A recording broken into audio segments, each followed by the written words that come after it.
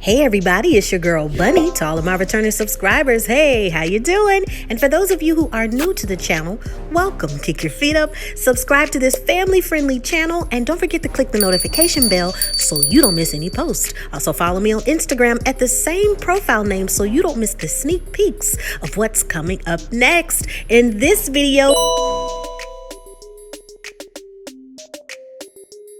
I give a full episode recap with photos offset to the side, and then I give my review at the end. No need to dig around and keep all of the minute marks in the comments. It's all coming up next. We pick up right where we left off, trying to get some composure, and Zadia and Nye keeping the pettiness going that she chose Nye and Nye left because Zadia left. We then put more focus on Walter and his journey. From the first time that he arrived, he loved Sabrina's vibe from the beginning, and Mumin connected with Walter. Unfortunately, while at the resort, Mumin was thrown off by Walter spending more time with Sabrina. Mumin even suggests that he was being manipulated by Sabrina. Sabrina takes note that Walter doesn't communicate as expected. On decision day, Sabrina didn't feel that they had a true connection, and their journey should end. Walter felt completely caught off guard by that day. He thought they had a true connection.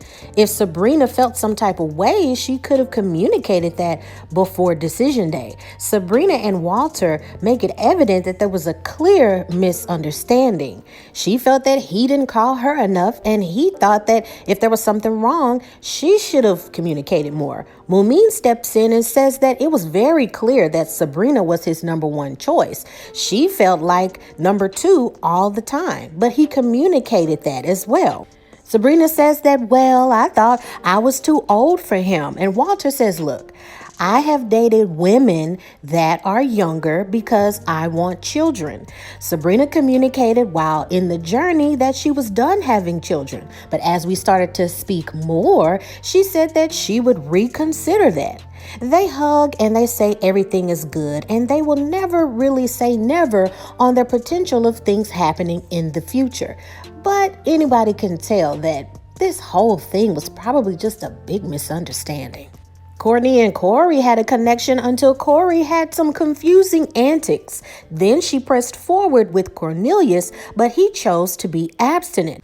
Walter later delivers the news that she's been eliminated. The host wants to know what is Courtney going through now and if she's dating.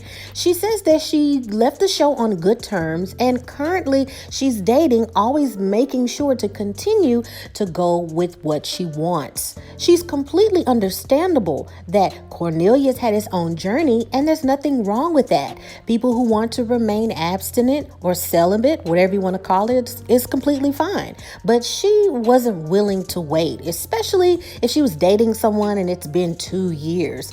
Everybody should have their own stance in what they want. Corey had some moves and lines that seemed to be a copy and paste with all of the ladies. Unfortunately, he comes in with a lot of confidence, saying that he's 6 feet tall, has 6 figures, and has a 6-pack. The women, though, got frustrated with constantly being asked about dates, and the signals just weren't there. He even told a lot of the women that he wanted to take them all to see his parents. Corey was brought to tears to production that he doesn't know why he constantly does things with women or says certain things. He admits to the host that he doesn't make good decisions when it comes to approaching women, trying to court women. All that he does know is that he wants the same thing that his parents have. As he's crying, some people backstage think that he's acting. And even Mumin and Sabrina are shocked at his tears. Camille is very snappy in saying that they won't disregard his tears and they shouldn't disrespect him. And Mumin is like, wow, excuse me. Corey does clarify that he's sincere with his tears and he can't explain why he does the way that he does. Sabrina says that, look, I admit, I said some things about Corey during this whole process that weren't too positive. And I feel bad about that. I mean, he's really misunderstood. Mumin and Courtney say that it's unfortunate that he's crying and he's had his ways, but The process seemed to be this player-like antic, and at the time, he was unsincere. He did lie to a lot of the women. Corey apologizes and says that those moments weren't his best, and he needs to work on himself more. The host does take a moment to be transparent that his actions and the way that he treats women won't continue to go well in the future if he doesn't assess and correct the way he's been behaving. Tacia, when she arrived, was very direct, honest, and was even shocked when she was the first bottom pick during eliminations. Corey, Courtney, Moomin, and Tacia, we learned, had this sort of love triangle. Corey was telling the same things to Courtney, Moomin, and Tacia. Corey gave her the same messages about meeting his parents, going on dates, and even said that she was his number one. There's some back and forth between Corey and Tacia about how he told her the same thing and he thought that she's wonderful, but Tacia wasn't trying to have it. She was just frustrated that she was really starting to give him a chance and he behaved the way that he did. When it comes to things in the future, Tacia says that she's vaxxed and waxed. She's open to meeting more people, but so far as anybody on the show getting a second chance is a no-go. When we move on to talk about Zadia, we see the different ups and downs of her journey. She was cool at first, but as time went on, she said some things that rubbed people the wrong way. We see clips of her speaking negative about people, asking questions that seem a bit rough, and also when she got in Dante's face. Zadia approaches everything as if it was tit for tat. She says that she apologized to Dante, and when she walked out the first time, she should have stayed gone. But all that matters is that she chose Nye, and Dante chose who he chose. The host wants her to clarify. You told Dante that you were about to pick him. What's that all about? She says, yeah, I was about to pick him, but the way things changed, he seemed like he was going for Aisha, so, it is what it is. It was better late than never when it came to Dante and Aisha. Their connection grew stronger, especially after the resort. Dante explains that they had a lot of conversations over the phone, and after getting to know her, he wanted to get to know her deeper. With that being said, when they were finally able to spend more time with each other at the resort, things just bubbled over. She was genuine and her energy made them truly connect.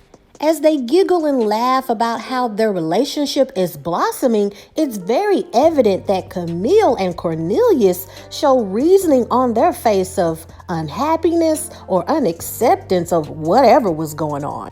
After filming, they both agreed to give each other space when needed, but to grow and to get to know each other more and more each day. They admit that they are in a relationship. They are boyfriend and girlfriend. They are taking their time when it comes to wedding bells or anything that's super duper serious. They want to make sure that everything has baby steps. It's the last call for anyone approaching anyone that's been on the show. It's a last call for anybody ready to love. And Tyrone wanted to know if the host is an option, but the host stays professional and is flattered by the suggestion. Tommy says that Tanika is filling in for him and he wanted to be there, and it's sad that he was away. He missed being present. And that is the end of the episode. And now it is time for your favorite part of the video. That's right, my review. So let's touch on a few things. Your girl was right again when it came to Sabrina and Walter. Okay, so a lot of people after Sabrina was like, I choose me, I choose myself, and the connection wasn't there, and everything like that. And everybody was like, yeah, you go, girl, and oh yeah, and rolling their neck. I was telling y'all from the beginning, when Sabrina was saying, oh, something's not right, and I'm his second pick and all this other stuff, she took the fork in the road and started, saying stuff in her head. I've said over and over again that men are men are not complex when it comes to certain things. When it's like yes or no, it's not a yes, but it's not a no, but and then it's like yes or no. First of all, Sabrina says that he really didn't call me, and she's telling him, well, you really don't call me, and this man told you over and over again that we are connected. We're going to go into decision day. I'm confident. We are connected. We are I got you. I don't understand what's so hard to understand about that. I mean, ladies, let's be real. A lot of men don't even like texting or calling anyway. They'd rather you just come by and talk. Like, ain't no dude sitting there on his stomach with his feet up texting. What are you doing? What are you thinking about?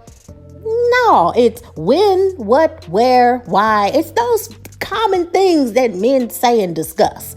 This man said over and over again, oh, we have a connection. I'm confident. I'm this. Even Moon had to step in and say, no, he always communicated and said that him and Sabrina was this and I was number 2. So it's like, Sabrina, what aren't you getting? And then when you talk to Frank, you were like, oh, what's going on? You want to tell me?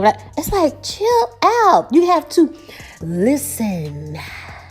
It's good to pop off and talk all the time, but sometimes you have to listen and go, shh, shh. All right, y'all, I was right about Corey as well. I said from the beginning, people were like, oh, Corey, he's this and he's that and he's Regardless about what you think about Corey, if you think he's crazy, if you think he's not telling the truth, if you think it's not this and not that, when he was behaving the way that he was behaving during this whole journey with the show, I said that he seems like he has an addiction to making connections with women and not thinking about the aftermath of their emotion connected to it. You know how like a lot of people are addicted to Instagram and getting likes and follows and, that endorphin, you know what I mean? A lot of people get that when it comes to dating, when it comes to being around a lot of people, a lot of people are literally addicted to that. Oh, Corey's thinking, I'm taking all them on dates and I'm telling them all of this and they're getting this reaction of yay and being happy. And he literally saw no problem with telling all those women the same thing. And then when he gets the backlash of it, he literally in his brain, it did not compute until people are like, Corey, what are you doing? And it's moving him to tears like, dang, like, I don't know why I do that. I honestly feel like he doesn't know the whys and why that doesn't make sense. And, people talk about, oh, Corey don't have no game and all stuff, but he don't know how. Clearly, if he doing the same thing his intentions are good, but I don't think he truly, genuinely understands, why it's wrong. It's like when he gets the backlash of it, it's just like, but you liked it and you were having fun and you were smiling and what's the problem? That's another case. This is beyond Iyanla. This is actually sitting down with a psychologist because that doesn't just come from anywhere. You get what I mean? It's like, I do want to sing, you're a jerk. I know, you're a jerk. I want to sing that, but does he know he's a jerk? I don't know. Grandma, can you teach me how to Dougie? Hey, I'll go because all the ladies love me. That's what Corey be saying when he get out the shower and looking in the window. I say, you do. Can you teach me how to Dougie? Because all the ladies love me. That's Corey. He don't know no better. We gonna name him Can't Get Right. Anywho, let's go to Nye. Nah. Oh yeah, you sure haven't lost your mind. Say that you're crazy. Nah, what are you doing? Nye's clearly in denial that Zadia is the way that she is. He just wanted Zadia to choose him in the end, no matter what. He's the type of person, that ignores red flags. You know what I'm saying? Put your red flag on. Let your hair hang low. Putting fingers in people's faces. Leaving crowded places. I'm gonna pick you all night long. Nah, I don't care. They came there matching. He don't care how she act. Zadia is a good actress when it comes to hiding the crazy. Moments when people are being really endearing, she has that psycho smile on her face. She really knows how to perfect the apology. And when I left, I should have kept going. I apologized to Sunset. And then when they played the clip, she was just like, that was an interesting journey. People usually laugh like that before they kill somebody. I mean, that's just, you know what I mean? They could be like, in the case of Zadia, the jury has decided that she's guilty. She would be standing there with a smile on her face because it's just like, child's play. She just cuckoo for Cocoa Puffs. Now let's get to Cuckoo and Kaka. Cuckoo and Kaka. Everybody, my friend, welcome to the Cuckoo and Kaka show.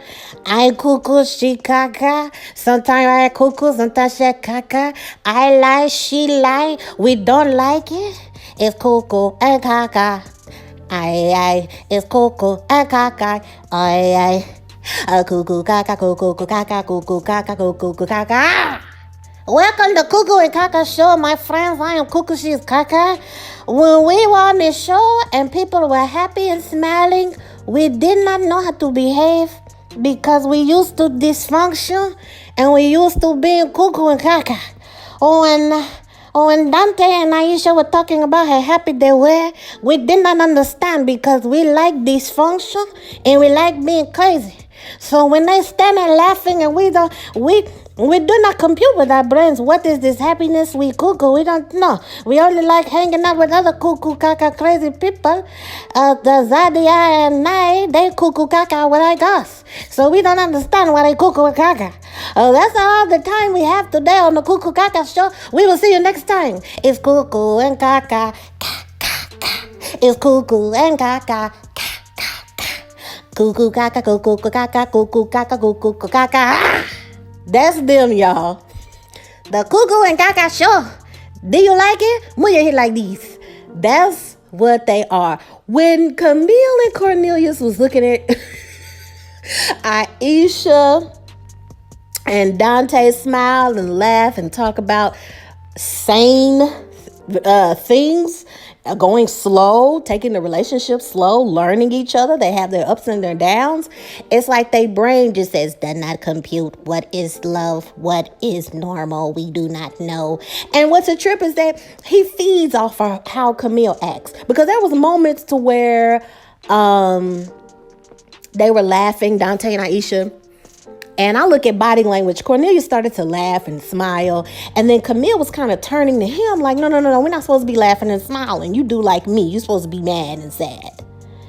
I'm telling you, Camille is the type that likes to push around. Cornelius is the type that loves to be pushed. Nye just want to be picked. And Zadia just goes with the flow with who can take her cuckoo gaga.